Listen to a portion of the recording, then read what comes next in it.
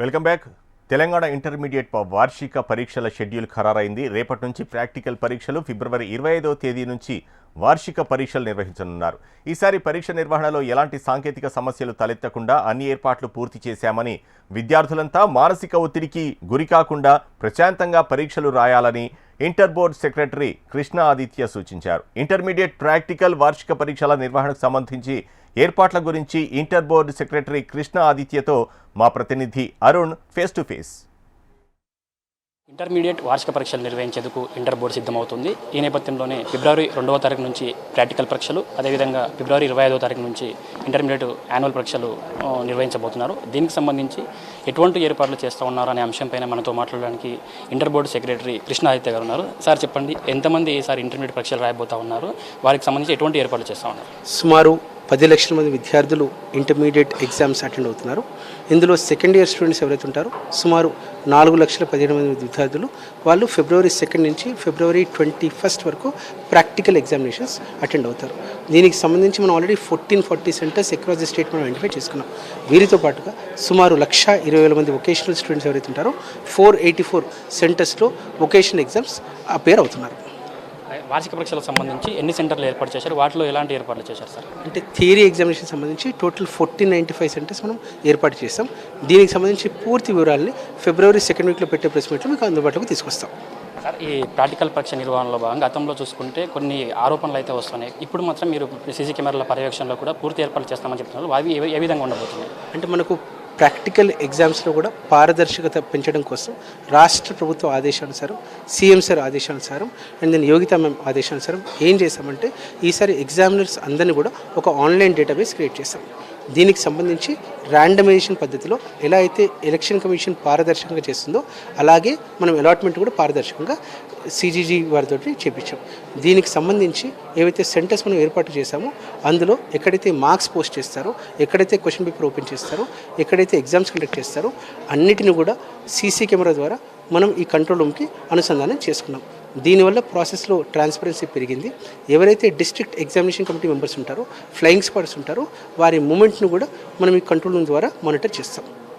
Sir, సిలబస్కు సంబంధించి కూడా ఇప్పుడు కొంతవరకు వస్తున్నాయి. ఇప్పుడు వచ్చే వార్షిక సంవత్సరానికి సంబంధించి కూడా సిలబస్ మార్పు అంశం అనేది ఉంటుందని చెప్తున్నారు. దాని గురించి ఎంత మేరకు మార్పు ఉండబోతుంది సిలబస్? అంటే మనకు సిలబస్ రివిజన్ ఇన్ ప్రిన్సిపల్ రాష్ట్ర ప్రభుత్వం ఆమోదం తెలియజేసింది. దీనికి సంబంధించిన ప్రక్రియ కూడా మనకు లాస్ట్ మైల్కి వచ్చింది. ఏదైతే సబ్జెక్ట్ కమిటీ ఎక్స్పర్ట్స్ ఉన్నారో రాష్ట్ర ప్రభుత్వ ఆదేశానుసారం, గైడ్లైన్స్ ఆదేశానుసారం మొత్తం కూడా ప్రక్రియ కంప్లీట్ చేస్తారు. ఏదైతే తెలంగాణ ఎడ్యుకేషన్ పాలసీ ఉంటుందో దానికి లోబడి మనం బుక్స్ కూడా ఏప్రిల్ 2nd వీక్ లోపలి అందుబాటులోకి తీసుకొస్తాం. వార్షిక పరీక్షల నిర్వహణ సమయంలో గత ఏడాది చూసుకుంటే పేపర్ లీకేజ్ కావచ్చు, మాల్ ప్రాక్టీస్ కావచ్చు, కాస్త గందరగోళానికి గురి చేసింది. అయితే ఈసారి అటువంటివి పునరావృతం కాకుండా మీరు ఎలాంటి చర్యలు తీసుకోబోతున్నారు? మనకి ఈసారి అసలు లాస్ట్ ఇయర్ ఎటువంటి కంప్లైంట్స్ రాలేదు.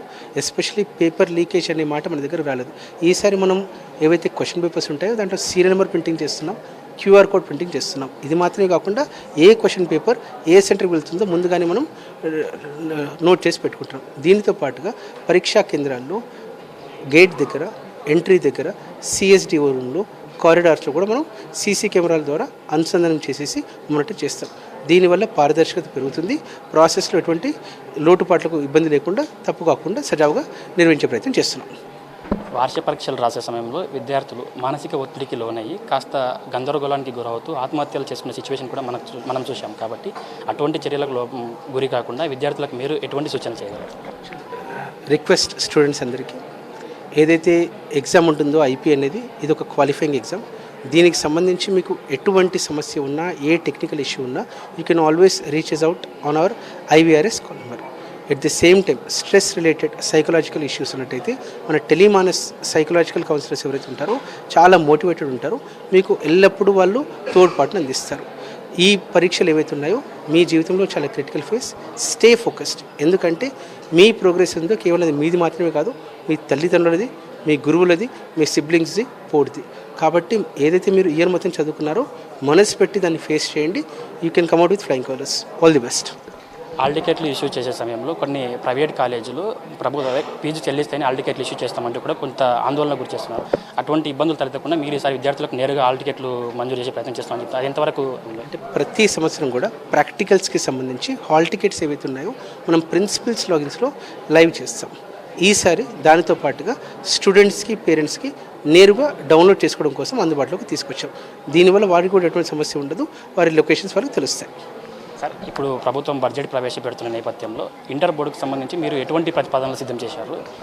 అంటే సీఎం సార్ ఉద్దేశం ఎలా అయితే 9th 10th విద్యార్థులకు రాష్ట్ర ప్రభుత్వం ఇస్తుందో at par with 9th 10th students 11th 12th students కూడా ట్రీట్ చేయమని చెప్పారు. దీనికి సంబంధించి ఈ సంవత్సరం చాలా తోడ్పాటును అందించారు. సుమారు జీజీసీస్లో 100 కోట్ల బడ్జెట్ మనం స్పెండ్ చేస్తాం, కాలేజెస్ మనం స్ట్రెంథెన్ చేస్తున్నాం. ఎట్ ది సేమ్ టైం ఏదైతే 10th స్టూడెంట్స్కి ప్రొవిజన్ ఇస్తున్నారో ఆ ప్రొవిజన్స్ ఏదైతే మిడ్ డే మీల్స్ కావచ్చు, యూనిఫామ్ కావచ్చు, వీటికి కూడా పాజిటివ్గా కన్సిడర్ చేయమని ప్రపోజల్స్ అనేది రాష్ట్ర ప్రభుత్వం నోటీసులో ఉన్నాయి. Thank you sir. Thank you. ఇది దీనికి సంబంధించి ఇంటర్ ఎగ్జామినేషన్కి సంబంధించి కూడా అన్ని ఏర్పాట్లు అయితే పూర్తి చేశామని మనతో పాటు చెప్తున్నారు. అదేవిధంగా వచ్చే బడ్జెట్ సెషన్లో కూడా ఖచ్చితంగా ఏదైతే 9, 10వ తరగతి విద్యార్థులకు ఏ విధంగా అయితే అలౌట్ చేస్తున్నారో అదేవిధంగా ఇంటర్మీడియట్ విద్యార్థులకు కూడా అలౌట్ చేయాలని కూడా ప్రతిపాదనలు సిద్ధం చేసినట్లు ఇంటర్మీడియట్ బోర్డు సెక్రటరీ కృష్ణాదిత్య గారు చెప్తున్న పరిస్థితి కనిపిస్తుంది. కెమెరా పర్సన్ నరేష్తో అరుణ్, HM TV, హైదరాబాద్.